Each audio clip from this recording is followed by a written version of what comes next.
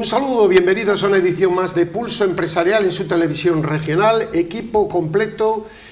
Hoy en el programa don Carlos Pajares, un saludo don Carlos. Un saludo y muy buenas. Don Aurelio Sastre, un saludo. Un saludo y muy buenas tardes. Bueno, pues empezamos con un tema de actualidad, para mí uno de los hechos graves de los últimos meses, aunque como hay tantos hechos graves, pues realmente no sabe cuál es el último, y es la famosa ley de vivienda, que es otro fraude legal, lógicamente, porque deja en manos de las propias comunidades muchas cuestiones, como es lógico, porque están en sus competencias la responsabilidad. Pero lo malo de esta ley de viviendas es la protección al que delinque, que es para mí de suma gravedad y que de aquellos partidos que lo han aprobado les debiera de sonrojar. Va en contra de los que pagan impuestos, de los que cumplen con la ley y indirectamente beneficia a los que la incumplen, a los que la saltan y a los que crean problemas auténticamente dramáticos en familias que tienen un ahorro y ven cómo esa vivienda entran unos energúmenos, por llamarlo de alguna manera, y la destrozan.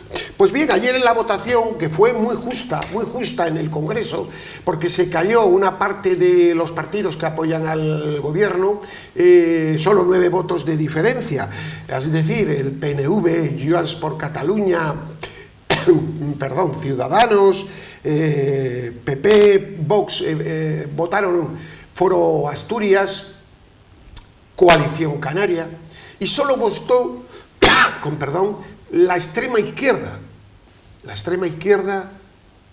y yo lo digo con mucha tristeza.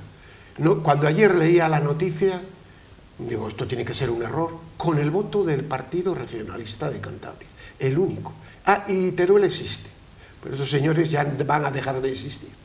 Un partido como el Partido Regionalista, con alcaldes magníficos, que a estas horas del día no sé qué dirán, tienen que estar muy disgustados. El señor Mazón, el diputado que votó, debió tener un lapsus, o lo que es peor, se considera un partido de extrema izquierda y habrá que juzgarle como tal, cosa que yo no me creo, porque conozco y tengo íntimos amigos en ese partido y sé cómo piensan.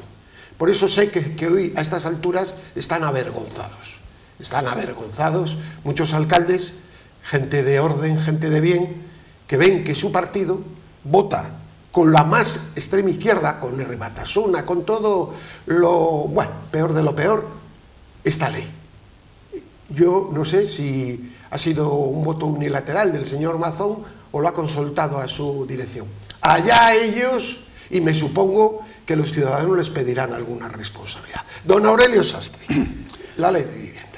Bueno, yo creo que esto de la ley de vivienda pues yo creo que la prueba evidente de cómo se viene improvisando y a golpe de timón se vienen haciendo cosas que puedan tener alguna influencia en los electores, pero no existe ni posibilidades ni voluntad de llevar a cabo nada que pueda mejorar las condiciones de la vivienda. Es decir, si llevamos tantos años, 40 años, donde no ha habido ninguna política relacionada con la vivienda, ahora en 6 meses, o mejor dicho, casi en un mes, pero bueno, vamos a hablar de 6 meses, que es cuando el tiempo de elecciones generales, quieren convencernos de que van a resolver el problema de la vivienda. Eso no es así. Este es un engaño más, pero a mí me sorprende el descaro con que lo plantean a los ciudadanos. Sí, es la falta de respeto. Y que pone de relieve la falta de respeto que nos tienen. Pero luego sorprende que partidos que se supone que eran partidos moderados, sí, que venían a resolver problemas de tipo económico, decían que, bueno, el PRC, que no tenía ideología, que estén votando con Bildu, que a fin de cuentas sabemos, con Esquerra Republicana, con los golpistas y con toda esta gente. Esto a mí me lleva a una conclusión. Criticamos que el presidente Sánchez no tiene barreras, se lo salta todo. Pues el presidente de Cantabria tampoco las tiene y se salta lo que haga falta. Don Carlos. Pues la verdad es que es una noticia que tiene muchas aristas y muchas implicaciones de todo tipo. Yo lo primero, 3 palabras, que son regulación, intervención y confiscación. El mercado hay que regularlo, es lógico y normal, no puede convertirse en una selva sin ningún tipo de regulación que evite pues, desmanes. Pero de la regulación pasar a la intervención ya empieza a ser, intervenir los mercados no dan buenos resultados, porque generalmente se consiguen los efectos precisamente contrarios a los que se pretende. Y luego lo ya más triste es que generalmente esa intervención termina siendo confiscación. Y nosotros ya estamos pasando casi de la intervención a otearse en el horizonte la confiscación. La propiedad privada ahora mismo en este país empieza a estar en tela de juicio. Cada día se está arrinconando más a la empresa, a la generación de capital y a la propiedad privada. Y eso, desde el punto de vista económico, es muy lamentable. Luego hay otras derivas y otros prismas que tiene la noticia, y es de carácter político. Yo creo que la falta de respeto la está empezando a demostrar a tener el pueblo español, que es incapaz de comprar motos de este tipo, pero además sin despeinarse y además muchos, desgraciadamente, dando palmas. O sea, la deriva de este país, y hablo como sociedad, si no somos capaces de empezar a darnos cuenta de que estos son demagogias, tomaduras de pelos, que lo que nos llevan es acarreados a un fracaso estrepitoso, pues vamos a ir todos a ese fracaso estrepitoso, y ya digo, y muchos desgraciadamente aplaudiendo. Y a nivel de Cantabria, pues a mí la verdad es que me ha sorprendido, porque siempre había entendido que el Partido Regionalista era un partido, y es un partido moderado. La mayoría de sus miembros. Un partido moderado, un partido además, yo creo que en estas cuestiones siempre ha tenido bastante... Bueno, ya vamos a hablar claro, hay muchos alcaldes que son de derechas, su procedencia, aunque ellos tomando un café o comiendo con ellos, que te lo reconocen, pero bueno, están en el PRC como pueden estar en otro partido y perfecto, si hacen una labor municipal. Incluso siendo... Esos están hoy, perdone don Carlos, están hoy disgustadísimos seguro, porque va a ir gente y le va a decir, luego está un aparato que está desorientado y preocupadísimo por las encuestas. Pero si es que incluso en este país lo que había sido y había existido siempre era una izquierda moderada, una socialdemocracia que estaría y debe de estar totalmente preocupada por este tipo de leyes. O sea, yo también entiendo que dentro del Partido Socialista debe de haber un montón de gente preparada y formada que está horrorizada por este tipo de decisiones. O sea, para un socialdemócrata, la ley firmada ayer es una auténtica barbaridad. O sea, un socialdemócrata de pro, que lo que querrá, como queremos todos, sin ser o dejando de ser socialdemócrata, es que haya acceso fácil de la vivienda para todos los españoles, que se fomente la construcción de vivienda pública, que las personas no queden desamparadas, saben perfectísimamente que la ley que se firmó ayer va en el sentido contrario, se diga lo que se diga. Una persona o una familia que tiene unos ahorros, los ha metido en un piso, y yo voy a contar un caso concreto. Una persona que se ha jubilado con un salario aproximadamente de jubilación de 1.600, 1.700 euros. Y me contaba, antes de jubilar, bueno, tengo un piso alquilado, que ese me da 600 euros y la verdad, me completa la pensión. Bueno, claro, luego, si alquilas a una persona y te empieza a no pagar y luego se hace ocupa, pero es que luego en sí esta ley es engañosa, porque puede ser inoperativa si las comunidades no lo aplican. Es decir, y lo va a ser, porque todas las del PP y algunas del PSOE, bueno, la del PNV, que ya ha dicho que no, Cataluña tampoco, luego esto es todo tomar a los ciudadanos, don Carlos, por tontos, pero es lo que digo, es que desgraciadamente hay muchos que están comprando esta moto escacharrada. No tiene lógica. Decía usted, yo conozco más de un caso y supongo que los televidentes también los conocerán. Cada día tardamos más en casarnos y mucha gente joven, cuando empieza a trabajar se compra un piso y luego te casas con otra persona que está pagando otro piso. Cuando el boom inmobiliario y luego la gran hecatombe, muchas familias se formaron con dos pisos y uno no lo querían vender porque el precio de venta era muy inferior al que les había costado y lo pusieron en alquiler. Hay matrimonios que no estamos hablando de gente rica, que tiene un piso alquilado que proviene de uno de los dos cónyuges. Hay situaciones, sobre todo en Cantabria también, de herencias, casas rurales, en poblaciones, en pueblos, gente que la tiene alquilada y que ahora se ve en una situación comprometida y muy difícil. sea, esto es un despropósito, se mire como se mire.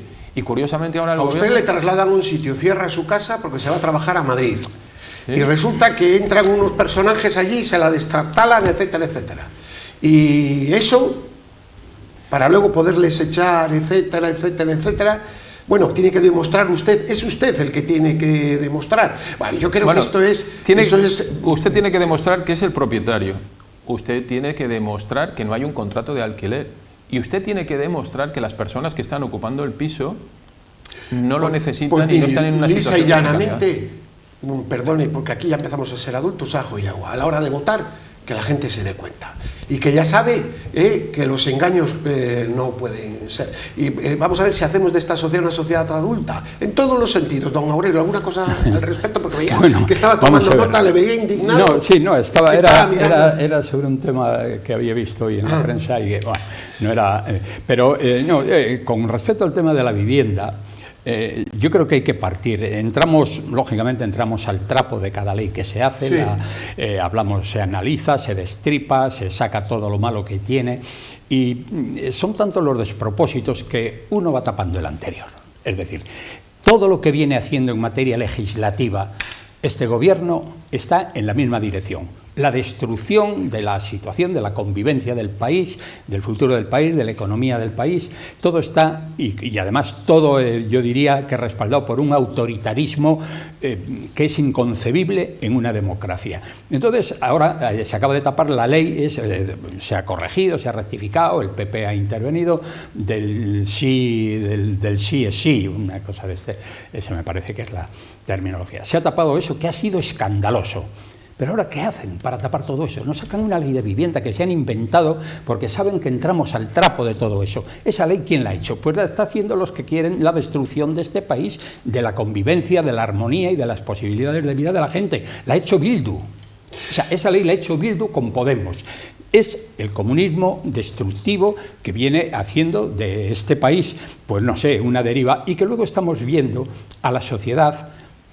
¿Qué pasa? Que no se lo toma, parece que hay un conformismo grande. Vemos a los partidos, los de la derecha, que son dos, prácticamente son dos partidos, divididos, cada uno está tirando para un lado, y entonces todo esto yo diría que está creando el río revuelto, que es ganancia de pescadores, ¿no? Y todo ello se produce en medio de una inflación galopante. Voy a contar, y lo prometo solemnemente, que ayer fui por la tarde al supermercado y iba una chica joven, yo calculo que tendría unos 30 años, detrás estaba hablando con la señora del pescado, pero hablaba de los tomates, que les había 7 euros, que no veía ya ni los precios, que no sé qué vamos a comer. Decía textualmente, señor Sánchez, les doy mi palabra de honor. Porque claro, es que vengo aquí y me quedo sin dinero. Esta es una conversación de ayer, 7 de la tarde, en un supermercado. He visto los precios de la fruta y dice que comamos sano, pero si comemos sano no llegamos a fin de mes.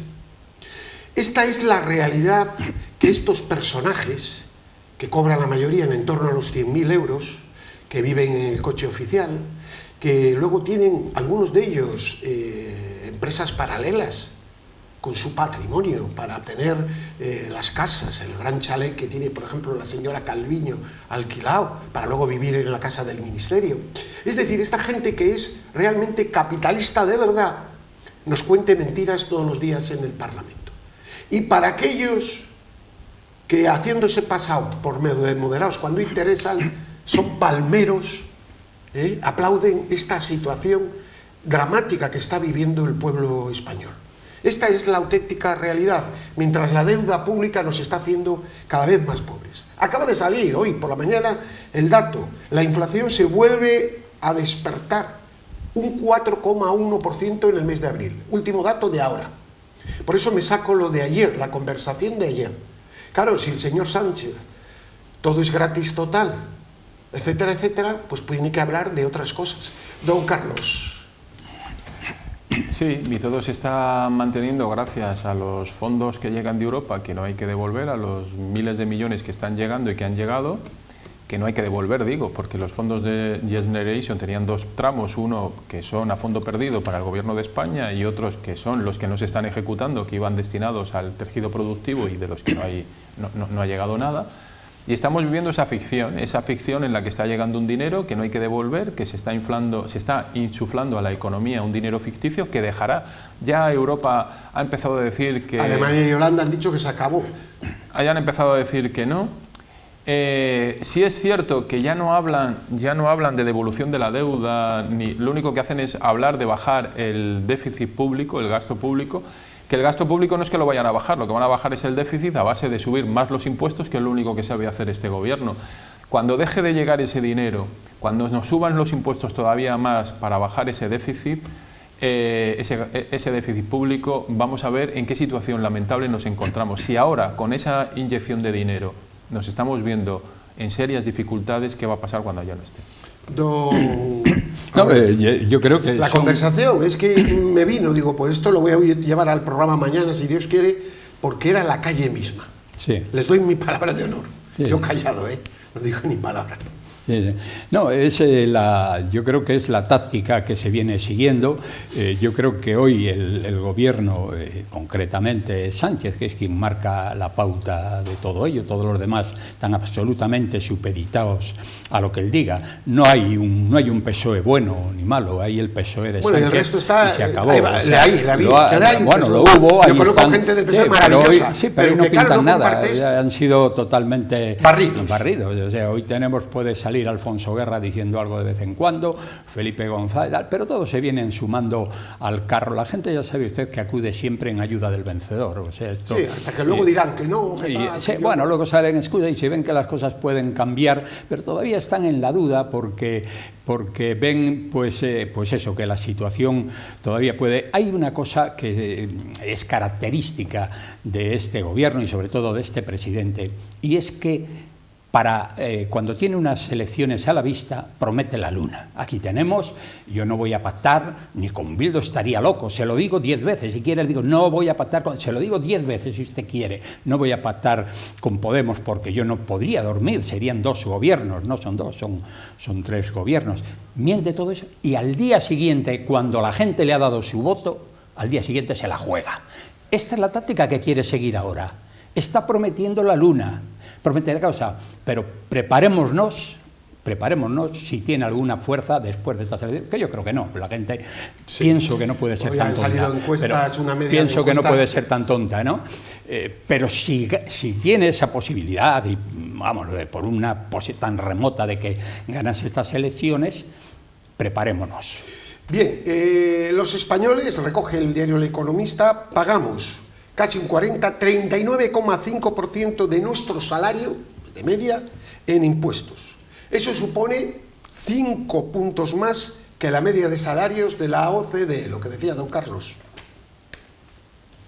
Lo venimos diciendo aquí desde hace mucho tiempo. Lo que pasa es que al final el señor Sánchez o la ministra de Economía salen en televisión diciendo que España va muy bien, que no pagamos impuestos y que esto es el mundo de nunca jamás.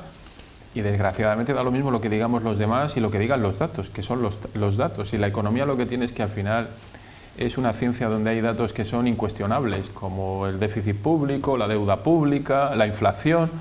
Lo que pasa es que, como bien dice don Aurelio, este señor o este tipo de gobierno en el que la mentira, la demagogia, no pasa factura o pasa una factura muy débil de carácter electoral, pues al final, desgraciadamente, somos los españoles los que lo estamos permitiendo y lo estamos fomentando.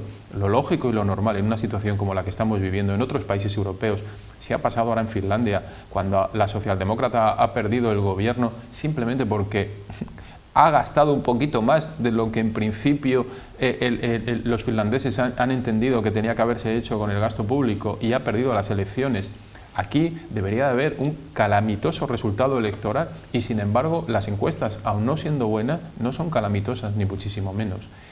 Es muy triste la situación porque, ya digo, cuando desaparezcan los fondos europeos, cuando nos suban los impuestos aún más, porque van a tener que subir, este gobierno lo único que sabe hacer para gestionar es subir impuestos. Es lo único que ha sabido hacer, aumentar la deuda pública y seguir generando inflación y desempleo.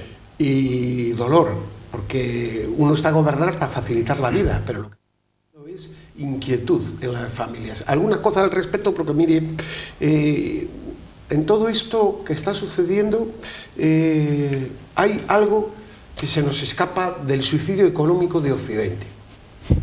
Y esto es global, de Occidente, y me digo más casi de Europa occidental, para no mezclarlos. Leía en una revista de temas marítimos que por parte de Occidente hay ahora mismo contratados en China 49 buques de gas licuado. Es decir, por diferencias mínimas en los costes respecto a los astilleros europeos, hay astilleros magníficos en Noruega, en Francia, en España, etc., se sigue contratando brutalmente en China un enemigo de la libertad que nos espía, nos amenaza, que no respeta los derechos humanos. Yo me pregunto cómo es posible que esto se produzca, porque se está hinchando, perdón la expresión, la panza del que nos va a atacar. Nos va a atacar en materia de libertades, igual no violentamente con misiles, pero sí en materia de libertades, en materia de, bueno, ya hemos visto lo del COVID, etcétera, etcétera. Yo estoy escandalizado, y esto es el gran pecado de Occidente. Don Carlos, es que esta es una meditación que tengo que hacer porque es tremenda. Pero yo la aumentaría, por supuesto, y estoy totalmente de acuerdo. 49 buques. Estoy totalmente de acuerdo con usted, pero yo haría la reflexión de cada uno de nosotros, porque luego somos los primeros que entramos en Alibaba a comprar productos. Yo no. No, ni yo tampoco, pero me refiero... Pero, sí. O sea, esa compra responsable de la que cada uno somos los ejecutores, esa compra responsable no se efectúa. La gente no se preocupa dónde está hecho el producto local, producto español, claro, producto europeo, producto que cumple con unas normativas o que vienen de países que... O sea, esa es una responsabilidad también de carácter individual que nosotros no realizamos, o muchos no realizan.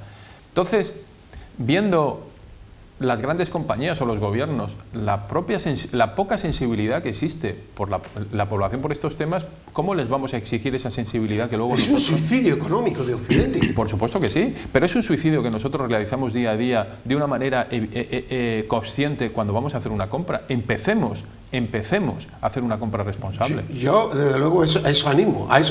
Sí. Don Aurelio, bueno, ¿qué le parece? Aquí hay una cosa, y es que, claro, siempre buscamos las conductas individuales. Es decir, no, pero estos son de grandes empresas. Que vaya haciendo, pero mire usted, las conductas de la gente y de las sociedades las marcan las instituciones. Claro. Es decir, lo que no está en la cabeza de quien dirige las instituciones no existe en el mundo. Y hoy la sociedad que tenemos en Europa va en la dirección que usted apunta, es de trivializar todo, esas relaciones con China muy bien, porque tenemos aquí en Europa una Comisión Europea que favorece eso, tenemos una Organización de Naciones Unidas que va en la misma dirección. Bueno, eso habría que... Y si de ahí no parten directrices y formas de actuación, pues los ciudadanos es muy difícil que puedan tomarlas, porque claro, individualmente dice, bueno, si todos vamos en la misma dirección podemos conseguir, si nos convertimos en Fuente Ovejuna, pues nada, lo conseguimos. Pero mire usted, eso no deja de ser una ficción. Nos quedan pocos minutos. Bueno, no sabemos nada de obras públicas, del asunto, el affair de obras públicas, pero nosotros lo vamos a recordar. ¿Dónde están las investigaciones? ¿Dónde están los lucitaquígrafos? ¿Dónde está ese ejemplo para la sociedad de Cantabria? Totalmente lo que quieren es echar toneladas de hormigón y taparlo, porque como saben que la memoria de los ciudadanos es muy débil, ya estamos en este siguiente escándalo, pues vida y dulzura. Y otra noticia, y ya esto sí les voy a pedir la opinión, que le titulaba Lirio Montañés, creo que era: Asturias y Galicia pugnan por la instalación de una firma de automóviles. Bueno, Cantabria ni ha debido de tal. Bueno, es que nosotros somos muy ricos, no hay ningún problema. Don Carlos, ¿qué le parece ese titular? Pues es esperable, o sea, Cantabria, desgraciadamente, y lo lamento mucho, no resulta nada atractiva para una gran empresa. O sea, no tenemos una gran población, nuestras comunicaciones, que lo vuelvo a repetir, O sea, no tenemos, creo que somos la única capital autonómica que no está enlazada por carretera directamente con Madrid. O sea, porque para ir aquí por autopista por Madrid uno tiene que dar una vuelta grande. Del tren ya ni hablamos. Y luego, pues a nivel de otro tipo de infraestructura, la única que funciona medianamente bien, pero también tiene esos problemas de conexión, es el puerto de Santander. Luego no hay suelo público industrial con unas dimensiones y con el tema del coste energético. ¿Para qué vamos a hablar? O sea, si es que la competitividad de Cantabria es muy pequeña. 1 minuto y medio, don Aurelio. Yo creo que Cantabria, bien tratada, bien proyectada y bien vendida, sí que podría tener condiciones, porque una de las cosas que buscan siempre, cuando una gran empresa se instala en un sitio, sus dirigentes buscan lugares con una calidad de vida, con unas condiciones de vida, y Cantabria las tiene. Cantabria tiene esas condiciones. Todo es cuestión de saber plantearlo, de saber venderlo y ser beligerantes en este sentido. Lo de las firmas automovilísticas, pues es una verdadera lástima, porque aquí en Cantabria tenemos empresas de servicios auxiliares de automovilismo muy buenas y estaría muy bien. Y luego hay una cosa que es cierta. Estas empresas que se quieren poner ahora, bueno, están hablando de las nuevas energías. Hoy se está hablando ya del hidrógeno, que yo creo que va a llegar bastante antes de lo que se dice, porque lo eléctrico no tiene eso futuro, ya lo dice pero Toyota. Lo del hidrógeno va a llegar y entonces estas fábricas vienen con esa idea. Y Cantabria, como siempre, pues mirando... Bien, pues nada, la próxima semana voy a tener un trabajo que estoy confeccionando sobre incumplimientos de 20 años, ¿no? Que he estado buscando ahí en los medios de comunicación antiguos y los televidentes se van a reír y se van a sentir también un poco frustrados por cómo se ríen de nosotros. El viernes no venimos porque con la media hora no le va a dar a tiempo a ir enumerando los... No, pero lo voy a decir muy rápido porque los tengo ya hechos y, como siempre, nada más que vamos a dar los datos. No vamos a decir nada y decir, bueno, como tenemos unos televidentes muy inteligentes, pues juzguen ustedes y piénsenlo bien, porque aquí ya lo que tenemos que empezar es a defender nuestros derechos. La próxima batalla, en la próxima década en Europa y en el mundo va a ser por las libertades. La inteligencia artificial, todo esto viene para quedarse, pero para quitarnos libertades. El ser humano reaccionará, yo tengo confianza, a veces igual violentamente. Nos estamos jugando mucho y los ciudadanos tienen que empezar a madurar, por eso no quieren los ciudadanos que maduremos. Pero nosotros creo que tenemos que también formar con el respeto a todas las ideologías serias, todas las que nos respetan a nosotros. No, por eso quería hacer una reflexión. La libertad individual, la libertad como nación, está íntimamente relacionado con la libertad económica. Claro. Si no hay libertad económica, no puede haber libertad precisamente política. La expulsión del periodista Tucker Carlson de Fox, bueno, porque tuvo la gran multa, etcétera, que ahora va a dar el tema, está explicando cosas y afortunadamente, por ejemplo, anoche leí que tenía ahora más seguidores ya que el propio Biden, que hablan que puede ser incluso un nuevo candidato, que ganaría, y dice que ve con optimismo el tema de la libertad, que la gente está reaccionando en Estados Unidos, que está reaccionando, dice, y es verdad, y que se está dando cuenta de que la mentira, y los de la mentira están cada vez más nerviosos. Sí, yo soy optimista en ese aspecto. No, estoy de acuerdo. Yo simplemente, efectivamente, abundar en eso. Hoy, en una sociedad de libre mercado, sin dinero, donde todo tiene un precio, sin dinero no hay democracia ni hay libertad. Esa es una realidad. Pero al mismo tiempo, si admitimos, como se viene admitiendo, que nos vendan una historia totalmente ficticia, que nos cambien la historia y que todos lo aceptemos, y que además en ello están todas las instituciones, incluida la universidad, como hoy he estado viendo en un periódico, incluida la universidad, donde se ocultan los nombres, donde se han vaporizado los nombres de... Pues simplemente no hay que admitirlo. Pues nos han cambiado esto y por esto yo digo que a veces habría que decir, nos imponen esa vaporización de nombres que resultan malditos pero de manera artificial, pues habrá que empezar a sacarlos, habrá que empezar a decir que había un señor que se llamaba don Segundo López Vélez, que tuvo una incidencia muy importante en la creación de la universidad, sobre todo de la Facultad de Medicina, y se escribe la historia y no se menciona a este señor, ¿no? O cuando se habla de otras actividades. Hubo un barco que se llamaba Alfonso Dogmace, ¿no? El que estaba, Alfonso Pérez, el famoso barco cárcel, en tiempos de la República, perdón, que me había ido. Nos vamos, pero lo vamos con alegría y con optimismo, de verdad. Estoy convencido que se va a producir hoy más que nunca una reacción de la sociedad a nivel general. Es por eso están muy nerviosos, el globalismo está muy nervioso y ojo, empieza a desbaratarse la Unión Europea, el partido más importante. Hemos visto cómo se ha enfrentado a la propia von der Leyen, y ahí empieza a haber síntomas de que ven que su electorado les va a dar facturas si no se desmarca. Bueno, no tenemos tiempo, nos despedimos. El impacto que ha producido un escrito del señor obispo hablando de la globalización y de la Agenda 2030, le puedo decir que ha sido espectacular y es para felicitarle. Bueno, y además es lo que veníamos nosotros diciendo, que para nosotros ha sido una satisfacción. Es que la gente está equivocada. Nosotros llamamos, es que tiene buenas palabras, si uno lee la Agenda 2030, tiene buenas palabras, pero es un fake news. No tenemos tiempo. Vale, ya lo hablaremos. Lo que hay que llamarlo es Desastre 2030. Paz y bien.